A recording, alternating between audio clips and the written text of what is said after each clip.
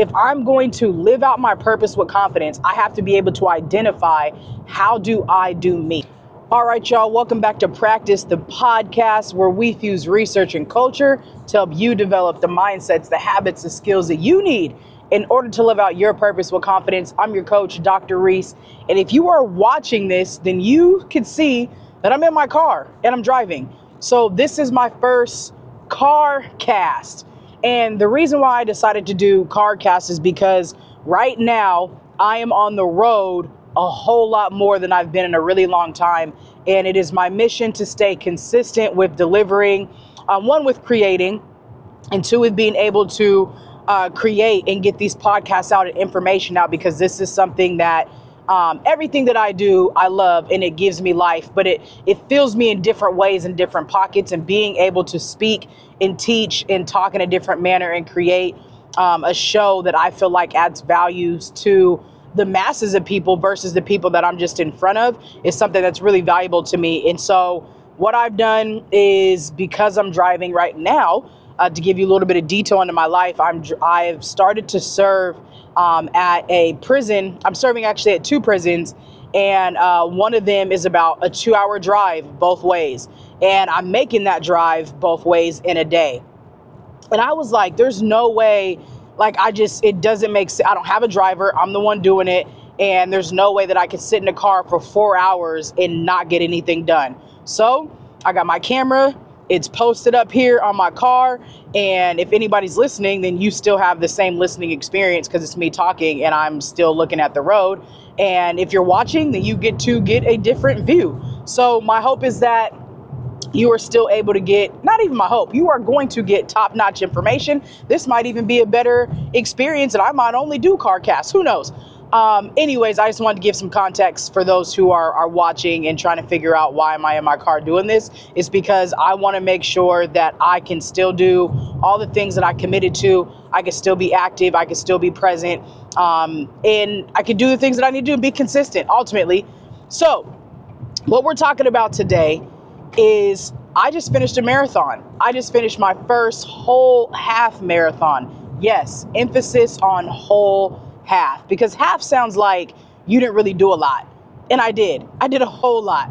Everybody who did it did a whole lot. And I like to put whole in front of it because I did the whole thing. And there was an option at some point to where I had the option not to do the whole thing. And I'll talk about that in a second. But from the very first day that I decided to do it, in my mind, I called it a whole half, because I didn't want to take the it's just a half. Like, no. This is still a really big deal. So for those who don't know, Zakora and I and our little sis Vic signed up to do the Nike After Dark run in LA. It took place over the weekend of June 7th in LA. So Nike partnered with Doechii. I don't know if they partnered with Doechii or Doechii partnered with them. Either way, Doechii, the artist, the rapper, artist, she's just an artist across the board, partnered with her. And so I had went on Threads one day, and early in the morning, and I usually don't go on social media that early, but I was like, man, I'm up, I'm early, I have some space. So I went on Threads, and this one chick that I follow posted about, I'm running Nike something, seeing Doechii, and I was like, what? And to know me is to know that I'm once a hooper, always a hooper. So I'm a hooper, used to hoop, played pro, all that stuff, love basketball, coached. But since being pulled away from the game and going through a lot of life stuff, just that competitive space in my life has kind of had a void. And I've never wanted to run a marathon. I've never wanted to run a half marathon. Like, they were not on my bucket list, nothing I desired to do. What was on my bucket list was a 5K. And I was like, that's a big deal. You know what I'm saying? It still is a big deal. So I was like, that's a big deal. Running a 5K is major. I'll do that at some point. But I never set a date. I never looked for one. I never trained for one. It just was kind of on there, and I would run it at some point in life, was my thought. So when I found out that she was doing this, I looked at the link and I was like, oh my gosh, it's put on by Nike. Obviously I love Nike. It's Doechii. There's a Doechii concert at the end. I love Doechii. This is going to be fire. And it's in LA. I get to travel. I signed up right then and there. And the season of my life that I've been in is been trying to really cultivate and give that athlete in me that much more space, and to help me just my body get in more of a healthier, fit space. And I was like, well, what better way than a marathon? And we literally had 12 weeks to train. That was it. Signed up right then and there. Called Zakora. She came downstairs, and I was like, I signed up for a marathon. You should do it too. Sent her the information, and she was like, and then she signed up. So there you go. We both ended up signing up for marathons, and training started. So this episode, what I'm going to talk about is like the 5 things I learned from the entire half marathon experience, but I wanted to give some context as into how I got into it in the first place. And so the first thing that I want to say was it was hard. Like, it was hard. Training for the marathon was hard, and the running itself wasn't hard. That's the thing. Training for the marathon was hard, but the running itself wasn't hard. It was the scheduling. It was everything around it that was maybe like it was hard and inconvenient. That's probably the best way to say it. Like the half marathon was hard and inconvenient. And it was inconvenient because I'm a slow runner.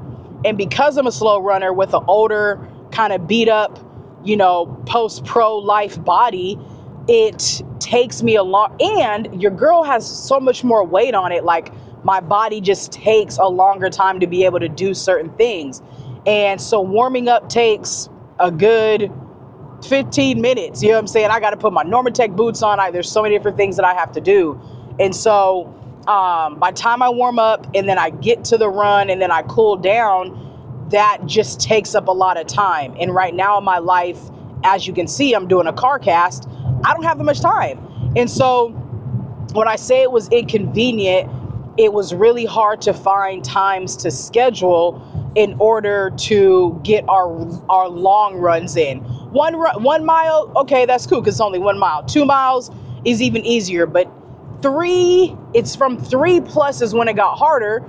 Again, because I'm a slow runner, my mile times are longer. So somebody who has like a 7-minute mile, 7 to 8 to even 10-minute mile, like, you can knock out 3 miles in 30 minutes. I'm doing 2 miles in 30 minutes, right? So it has, less time in that for me. And this wasn't something that I realized until I got into it. So in learning this, like, I knew my mile time was going to be slow, and I was okay with that. And I'm going to get to that in a second about my pace. But back in, what is this? This was in June that we ran it. We started training in March, and I hadn't ran since September before. So it just was a thought of like, let's do it. Let's make it happen. Let's get after it. And my first miles was probably close to 16 minutes. Like, I was in pain. Like, my knees are hurting, my joints are hurting, all that kind of stuff. And the other part to it being hard and inconvenient was when we started running longer miles, it took up more time, which meant Jew, our son, had to come with us. And an 8-year-old, and he was 8 at the time. He had just turned 8. An 8-year-old is not trying to be out running a bunch of miles. So we had to get creative as parents in figuring out, okay, what are ways that we can get him to be involved in this without it feeling like a big strain on him and his body. One of the things was the first time he came, he rode his bike. When we ran our first 5 miles, that joint was a feat. And when I think back to when we ran our first 5, was like, that's the most I ever ran in my life. And it felt, really, really good to get that done. But he ran his bike and he didn't last the whole 5. Thank God Uncle Just was with us, and he was able to go back to the house with Uncle Just because he didn't make it. He was mad. So that's something I feel like I've never really heard a lot of people talk about and share, is how hard it is for parents, let alone like single parents or parents who don't have a village and all that, to be able to train for something like this. Like, what are you doing with your kid? Like, what are you doing with the kids while you are training for this marathon?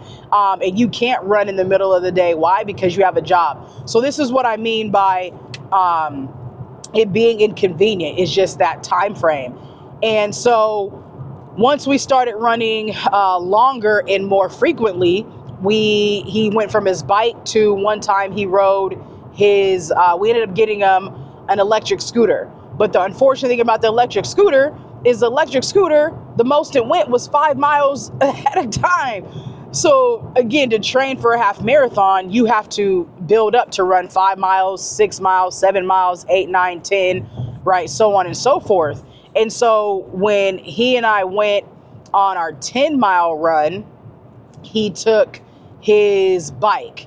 Now, I've never rode a bike for 10 miles, and I can imagine how much that hurt. So by the time we got to mile 4.5, bruh was hot. He was like, can we turn around? And I was like, yes, we can turn around in 0.5, but we still have that much more to go. So again, that was the inconvenience. Like, it became a family experience, but it was really like kind of inconvenient because as we're running and training, it's now like I couldn't just run in my training. I had to also be a parent, and sometimes he would want to have a convo, and I'm like, I'm trying to breathe, bruh. You know what I'm saying? Like, I'm running, he's trying to talk, and then managing his frustration and all of that. And so it was tough to do because of just the landscape of our family. But I'm glad we navigated it and obviously didn't finish it. But those are just things that I've never really heard a lot of people talk about surrounding this, of just the hardness of it. So that's the first piece. It was inconvenient and it was hard, but it allowed me to increase my thought process on, like, we do hard things, we endure hard things, like, we're going to stick to our commitments. And being able to model that for him with Zakor and I was amazing, because we were able to like show him, like, we don't want to run today, we're going to run. And honestly, there were times where it was like we didn't have time and space, because if we go run at a certain time, it's going to take us too long, and now we're all out and it impacts the rest of our life because maybe we had a lacrosse game or we had other things to do, because he had lacrosse games, and then we had this and we had that, and it was like, it's been a minute since I surrounded my life around a specific activity like this, like in training. But when I was training for hoop, it was just me. I didn't have a family. So that's the first part. The second part, and it kind of leads into this, is training for the thing is different than doing the thing that you're training for. So training for the thing and doing the thing are two different things. Training for the thing, doing the thing, two different things. And the reason why I say that is I wanted to not run 13 miles until I did the marathon. And the reason why I didn't want to run 13 miles until I ran the marathon was because in my mind, I'm like, well, if I ran 13, I'm like, what do I need to go to LA to run 13 for? So by the time I actually ran the 13 miles, the first time I did it was at the marathon. Prior to that, I'd only ran 10. And there's a big difference between 10 and 13. For somebody like myself, that's an extra 45 minutes because my mile average pace is 16 minutes, right? 15 to 16 minutes.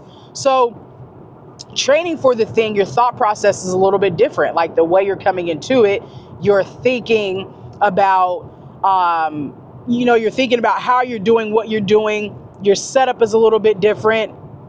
The timing of when you're doing it is different. And I didn't know necessarily how to train. And Nike has a training running plan, which is cool. And in that it laid out, all the different days you run up to 5 days a week. But for me, sorry, I just passed a porta potty truck and that joint stunk. Sorry, my mouth was open clearly because I'm talking, but that caught me off guard. So in training, to again give you some insight on where I'm at, I want to be able to shape my body in a more muscular, strong, powerful stance. And my training had to shift from when I was lifting really heavy weights, lower body, and trying to build that way, to then focusing on running. And so when I say training for the thing and doing the thing are two different things, the satisfaction became a little bit different. But my growth came in the training. So like your growth comes in the training, your endurance comes in the training, your belief in yourself to execute comes in the training. But when I was doing the thing, like the actual running the 13 miles, that's when I was like, that gave me more satisfaction in belief. And so we know that confidence comes through friction and challenge. And the confidence that I had to execute the 13 miles by the time I got to that point was developed in training for the thing. So when I was running the marathon, this thought process came up of like, I'm doing the thing.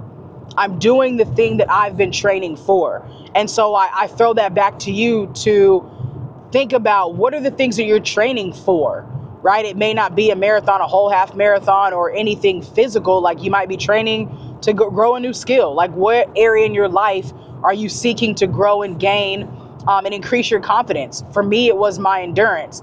And my endurance, my ability to be a competitor, my ability to show up, like all these things, my ability to commit, my ability to do hard things. Like that was my focus in this season, was I want to be able to commit to doing the hard, right? And training for it. And when I say, let me take a step backwards, right? So we know that, again, confidence is developed through challenge and friction. I want to encourage you in this moment to uncover something in your life that you need to increase your challenge. Like pick an area, find something that you're like, I need a little bit more challenge here. I need to prove to myself that I can do hard things, because the person that I became in this process is similar to the person I became the growth that I experienced during this process is similar to the growth that I experienced during getting my doctorate, because the process was long. Obviously 12 weeks versus years is different, but anything that you're striving to achieve and get after in life, I believe the transformation happens in the process of in pursuit of getting that. Transformation happens in the process in pursuit of getting to that next destination, getting to whatever it is that you're trying to be. In this instance, right, it was to a marathon and running 13 miles. In my doctorate, it was, to complete my full dissertation written, to defend my dissertation. And by the time I got to the graduation, it was like, man, I already done, everything. But it's who you become in the process. And now the competitor in me is seeking things that challenge me so they can change me. So that is my encouragement and challenge to you, is find things that will challenge you so they can change you. And to know me is to know I'm addicted to getting better and growth. And that is probably the single most important thing that I think was a reminder that I pulled out of this marathon experience, was challenging things change you. And I need challenging things for me to endure, for me to commit to, so I can be transformed and changed, and I can continue to evolve. And I think that's really what a lot of life is about, is to evolve. Because when you get to the thing, you have the confidence to know that you can do it because you've been doing it. You may not have, like I said, I didn't do the thing all the way, but I proved to myself that I have the ability to do it. And so really quick, Nike had sprung they'd shifted the times. Originally when we signed up, we had put, how long it was going to take us, which is like the maximum amount of time. Because again, I'm a slow runner. And so we had thought, okay, it starts at this time. The concert I assumed is going to start at this time. And because of that, then that means that we will be able to, get there, execute, that kind of deal. And see the concert, get there, run it, see the concert. Because I've never ran a marathon, I don't know anything about the process. I have no idea how that there's like corrals, and then it's like, well, it makes sense now in hindsight, but I never thought about it because I've never experienced it. So anyways, Nike had switched some things up to where basically they said, if you want to see Doechii, you're going to have to run, and you're a slow runner, then you're probably going to have to run this nine miles. So they gave a 9 mile option. So after training for, 10, 11 weeks, we come to find out that, man, if you want to see her, then you have to run the shorter piece. So there was kind of like, man, that sucks. And again, I'm a concert lover. One of the main draws to going was because it was going to end with the Doechii concert. Like, that was a big draw. And all the way up until like mile 1, I thought that I was going to do the 9 miles because I wanted to see Doechii, and I just knew I wouldn't be back in time. And so after running and being in it, I was like, you know what? Doechii's going to go on tour. I could see Doechii at some point, and I came here to do a thing. I've been training for this thing. I have a goal. I want to meet it. And I want to see if I can run these 13 miles. I want to knock it out no matter how long it takes me. If I see her, I see her. If I miss it, I miss it. And so after mile 1 in, and we had started, and I had left, Zachora and I had separated at one point. And she had thought that I was still running the 9 miles, and she had committed to running 9. And so I was gone. I was like, I'm doing it. I'm doing the best that I can to finish this 13 miles.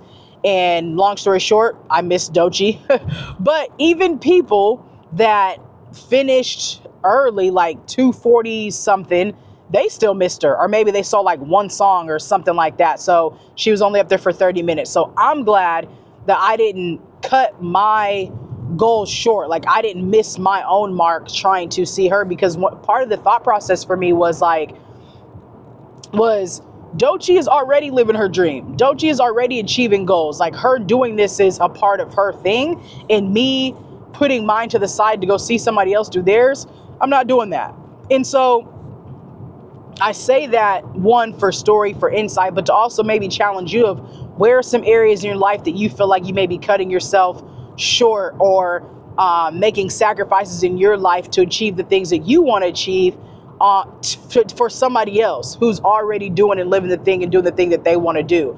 And so just to challenge you on that piece. And again, this is coming from a big challenging space, because I went through a challenging thing that challenged me and it changed me. So again, while I'm running, and I haven't ran 13 miles yet, but I'm doing the running because the running is the thing. I was like, I'm doing the thing. I'm doing the thing that I've been training for. I'm doing it. And my mission was to not stop as much as possible, not stop. Like, I didn't know if I'd have to go to the bathroom. I didn't know if I'd get cramps, because I've never been in the competitive stance of this thing before. I've been doing running, but I hadn't been in the race before. So my mission was to not stop. And thank God I didn't get any cramps anywhere. When training for my 9 and 10, I had some really bad cramps. I had to go to the bathroom, like all types of stuff. But in my 10, I didn't stop. I just got some really bad cramps I had to run through. And so in this, though, I didn't end up going to the bathroom. I didn't get any cramps, anything like that didn't happen. And I was so grateful for that. And so I was able to keep running. Sometimes I was running real, real slow that somebody might have thought, is she running or is she walking? I was running. You know what I'm saying? I was walking, smocking. I don't know. I'm stopped now. So that's why I'm able to look directly at the camera. But that leads me to my next thing, is have peace with your pace. You got to have peace with your pace. Got to have peace with your pace. And I'll tell you why. My running pace was the most humbling and humiliating and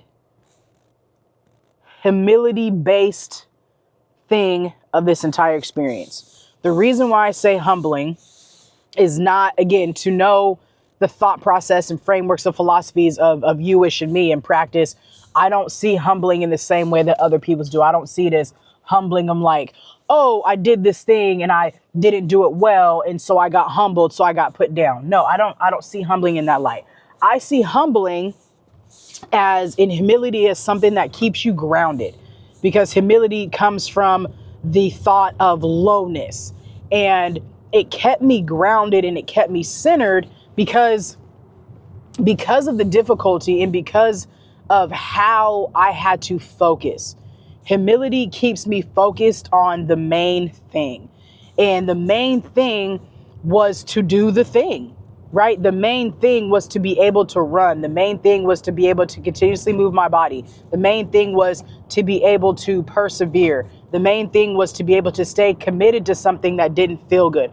All those things were the main things. Now, if I would have let it's the Dutch Bros. Didn't know that. If I would have let the embarrassment, right, when I talk about humiliating, it was humiliating to my ego. My ego was bruised because how fast I do not run. And that's the thing, is like, I had to stay focused. So I had to stay humble. I had to stay low. I had to stay rooted in what is the main thing? What am I trying to achieve? Why am I doing this? But it was humiliating to my ego because of how slow I ran and how big my body is right now and how hard it was for me to be able to go faster. And, do I think I could have, if I would have been able to run more and get in more times and that kind of, I think I could have knocked a little bit more time off of my time over that 12 weeks. But I didn't. And so I have to make peace with the fact that I have a slower pace. So when I say make peace with your pace, I'm saying that I want you to remain humble in staying focused on whatever your thing is. Like, your pace is not going to be the same as others. And and it's what sucks is, especially like on TikTok, because that's where, right, a lot of society hangs out and a lot of people become thought leaders and experts and all this kind of stuff and create communities and stuff, which I think is cool.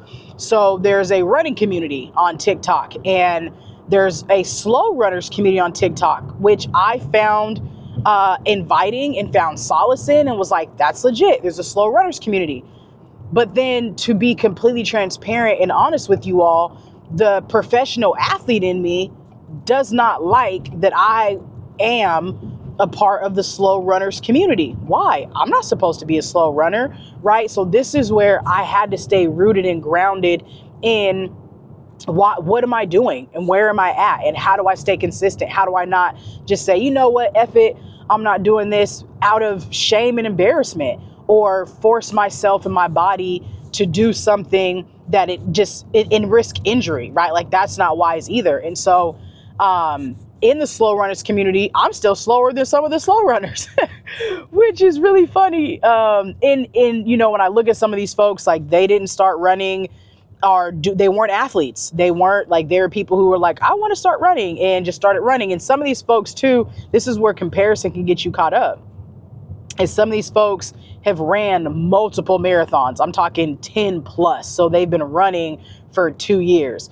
And running is a different sport than lifting and lifting heavy and playing basketball and like all of that. And so the humility piece, again, in the piece of making peace with your pace, is comparison. Yes, people say is the thief of joy, but comparison can also be, it can add value to your process. And being able to see that helps me put things in perspective for other people, but also pushes me to have peace in my pace. Now, I don't feel the desire or have the desire to run 10 marathons. Nope, not at all. Don't care. I'm actually right now about to start training for a high rocks, which is a completely different vibe in what I want to see out of my body, and what I want to see my body do is different than being a long distance runner.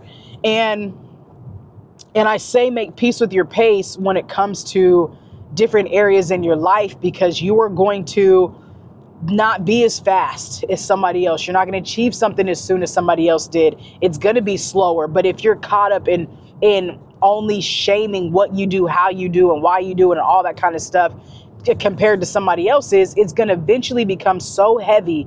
The shame you carry from negative, destructive comparison can become so heavy that it weighs you down and keeps you from being able to move forward and progressing. And I had to make peace really early on with how fast am I able to do this? What are my specific goals? I don't want to stop. Okay, I just want to be able to run without stopping. And I noticed that some of the folks, they stop. And They stop for a second and then they run. And I'm like, oh, I guess that's a method. But if you get caught up comparing yourself to somebody else and you have no idea what they may be going through, and your battles and challenges and the way that you guys do things are different, and you don't even know, you could force yourself to be doing something according to something that's opposite or not in alignment with how and what your goals are. I hope that makes sense in the way that I said that. And so that was the thing, right? Like, make peace with your pace. Again, not just in athletic stances, but in everywhere in life. As an entrepreneur, like, you have to make peace with your pace of how you are building, in relationships, in every single thing. I think that this thought process can come in. And peace doesn't mean soft. Peace means I'm going to stay rooted. And being humble is the hardest thing that you can do, because you're having a uncomfortable conversation with your ego about why you're not going to get caught up in all the BS, why you're not going to get caught up in the destructive comparison loop, and you're going to make peace with what your reality is. And this marathon and running at my pace gave me another layer of make peace with the pace that you're going in your life. Don't try to speed up to stay up with somebody else, because eventually that you could hurt yourself trying to keep up with somebody else, right? And you also don't have to slow and dumb yourself down for others, either. And so I just think that this is a solid life lesson that the marathon taught me as I was training for it. And the next thing, though, leads me into something that I thought was super fire. And so as I'm running the marathon, they had pacers. And again, first time running anything, so I didn't know, what that meant. But there were two women who were running, and they had paddles that said the timing of what time they were going to be finished at. And this to me was one of my favorite things that I pulled out from the experience, was because they had the pacers, that let me know if I stick with them, I will be able to finish at or around or before, right at or around this time frame. And I thought that it was so fire, because they just became somebody like, all I have to do is I have to see them. I just need to be able to keep them in eyesight, or I need to be beside them, or they're going to be behind me. And so what this taught me was so much more about leadership. And I've always been somebody who talks about leadership, but also followership, because I don't feel like we talk about following enough. And what does it look like to follow like a leader? And being somebody who was following pacers, there were times where I wasn't just following them. Like, there were times I was in front of them. There were times I was beside them. And then there were times that I was behind them. And I thought that was a beautiful illustration of what leadership and followership and relationship is like. Because if I'm a mentor, there are things that my mentees will know that I don't know. There are things that I want them to teach me. There are times where they might speed up, and then eventually, I'm going to speed up, and we're going to go about this different ways. Because there were times, again, that they walked. And now that I'm thinking about this, I'm like, should I have stopped and walked? But no, because that's not how I wanted to run my race. So again, when I'm telling you to have peace with your pace, you have to identify, how do you want to run your race? Make peace with your pace, but identify, how do you want to run your race? And when I mean race, I mean your life. How do you want to run your life? And being able to say, this is how I want to run my life. This is how I want to lead my life. This is what I want to do with my life. These are the values and morals. These are the things that are in alignment with me and my purpose. These are the things that I feel encouraged by. These are things that I feel led by. These are my boundaries. These are my non-negotiables. Like, these are it. And when you have that set out, you're going to have peace with the pace of what is going on around you. You're not going to feel forced. You're not going to feel rushed. You're not going to feel hurried. You're not going to feel like you have to sprint or catch up or any of those things, because you've identified, how do you want to run your race?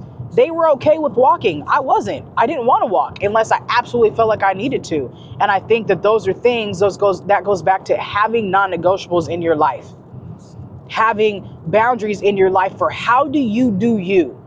This all goes back to, how do you do you? if I'm going to live out my purpose with confidence, I have to be able to identify, how do I do me? Yes, there are going to be people that I can compare myself to be able to gain information from and say, okay, I see how they're doing that. Okay, cool. Maybe I'll do this. Maybe, okay. And then you can take and mix and see and compare and all of that. But at the end of the day, you have to be able to make peace with, how are you going to live your life? You have to be able to make peace with your pace and identify how you're going to run your race. So the Pacers for me, again, was a beautiful illustration of leadership and followership and relationship that I'm like, I love that. I love what they showed, because it also helped keep me in pace. Now, after mile 7, I lost them. They lost me. I couldn't see them. Everything slowed down for me. My hips was gone. My knees was gone. And I was like, oh, I just got to finish. So I ended up finishing 15 minutes after them. But for a really long time, for a few miles, we were in the same spot. And that made me happy. But to think about it, though, again, if somebody is being a pacer in a race, that means they've done this before. Right? That wasn't their first time doing it. And again, with leadership and mentorship, like, you want folks who have done what you're trying to do. Like, you want folks who have been where you're trying to go. And they knew that they could keep that pace because they've ran this race before. So I love it. I think it's a beautiful illustration, and something that I will forever keep with me and will embed into my teachings now. And so the last thing that I have to share with you, and I'm literally pulling up to my location, so this works from a time stance, is I really enjoyed the people who were cheering along the sides. Like, I've seen it in movies. They have the tables and they have the cups. They got the Gatorade cups. They got their water cups. They got all that kind of stuff set up to give you those. They got the bathrooms. But there were people along the race lines with signs cheering you on, saying, you got this, you can do this. And they had signs. My favorite sign was one that said, chafing builds character. Best sign. There was even one that said, run if you're gay. I was like, well, running. I'm running and I'm chafing, right? I'm gay and I'm chafing. Like, I just thought it was funny. But there were families, there were people with chairs, there were loved ones where people would run off and they'd give their loved ones a hug and a kiss, and they'd give them water and they do all these things. And I just was like, man, this is so fire. And obviously we were out of town. And so if we were in town, my dad would 100% be there. My uncle, like our family, like they would have been there. Our village would have been there. But we were out of town. So our village became the people that were there, right? And I think it's so beautiful when people who identify with your struggle, whether they're actually in the race with you or they're watching you or they watch somebody else like you go through what you're going through. And people cheer different when they know your pain. People cheer for you different when they identify with your pain. People cheer for you different when they're empathetic, because they either they get it or they see somebody they love go through what you're going through. And it was amazing to be on the receiving side of that. And y'all know me, I was out there encouraging and cheering other people on. Like, yo, okay, you got this. We're doing this. So much to where I'm running, and again, at my slow pace, enjoying what I'm doing. I'm doing my thing. And all of a sudden, there's a woman that I connected with. And again, we're running. So our connection is just kind of, hey, this is how much time, that kind of thing. And at one point, I end up losing her.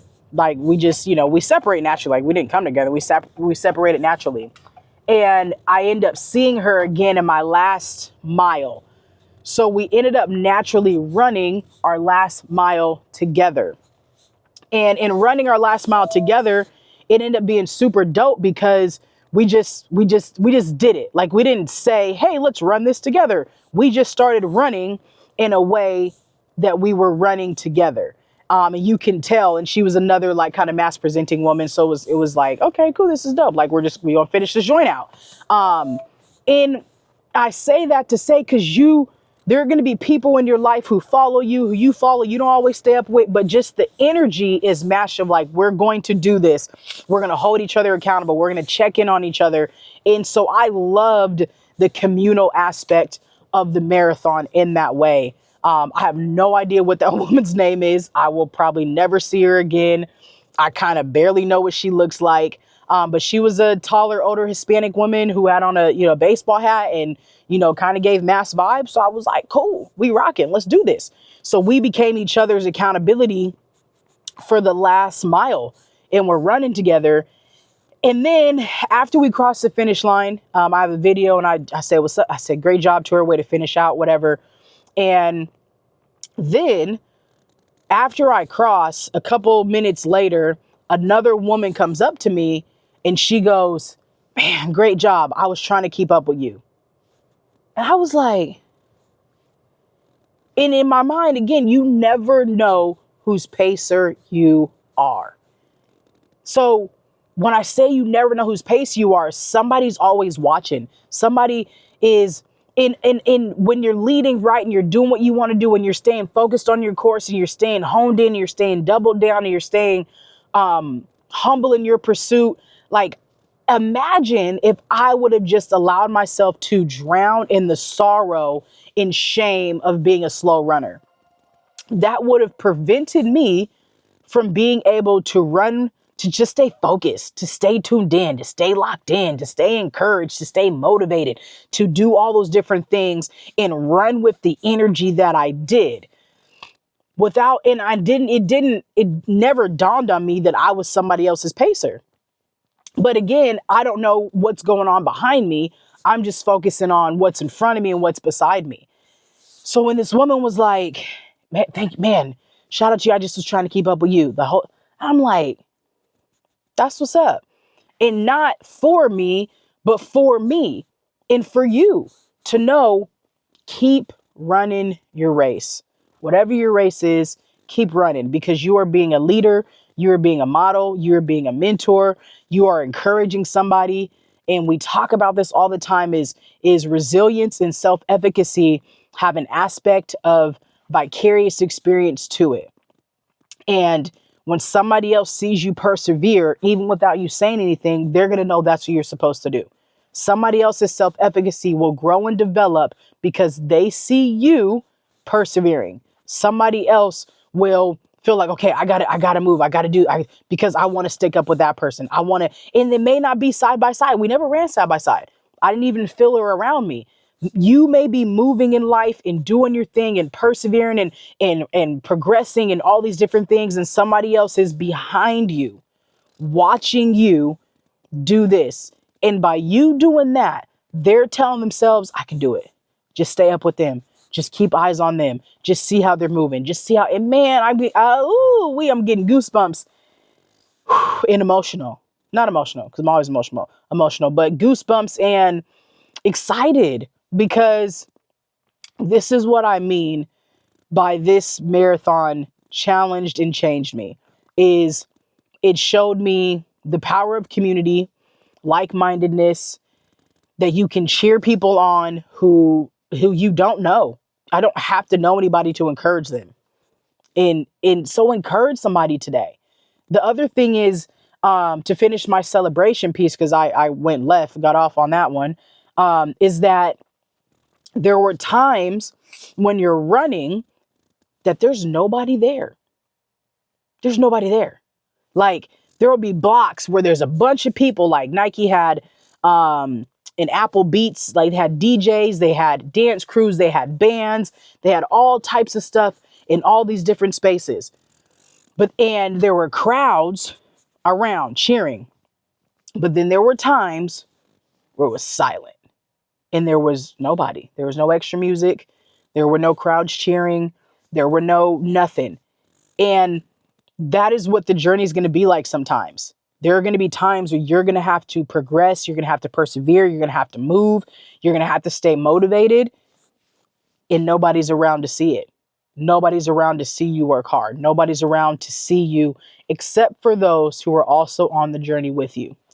And that's why it's important to look to your left and look to your right and find somebody to encourage. because few people know what you're going through like the ones who are going through it with you.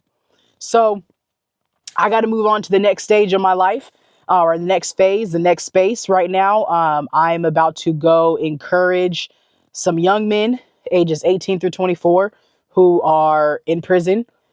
And I get to take this energy into them. And I'm so grateful to God for allowing me to be able um, to encourage folks and to take this experience and how I was transformed in this marathon into them, into their life, and share very similar concepts of being able to there's a group of eight young men, and they're not on a team clearly, but they're in something together. And that's where the marathon was. Like, we weren't on a team, but we were in something together, all with individual goals, trying to complete something based on our own goals that we had set prior to coming to this thing as a unit. And this is going to be similar to what I share with them. All of you got here from a different angle, a different space, a different something. And it don't take nothing from you to look to your left and look to your right and encourage somebody, because you're all going through similar things. And I think if we take that same thought process, we need community, we need people, we need encouragement. And few people know what you're going through. The ones that do are the ones who going through it with you. And always to remember that you be like being a leader and being a mentor and being a role model, it doesn't require having a specific position, because you're setting the pace for somebody while you're also watching somebody else set the pace for you. So I appreciate y'all. I love y'all. This is my first car cast. I love this. So you definitely about to be getting some major episodes and car cast joints popping, because it allows me to speak and to be tuned in and to share what's on my heart and to keep practice rolling without any major hiccups. So shout out to you. Make peace with your pace. Enjoy your race. And allow whatever it is that you're going through, allow the challenge to change you.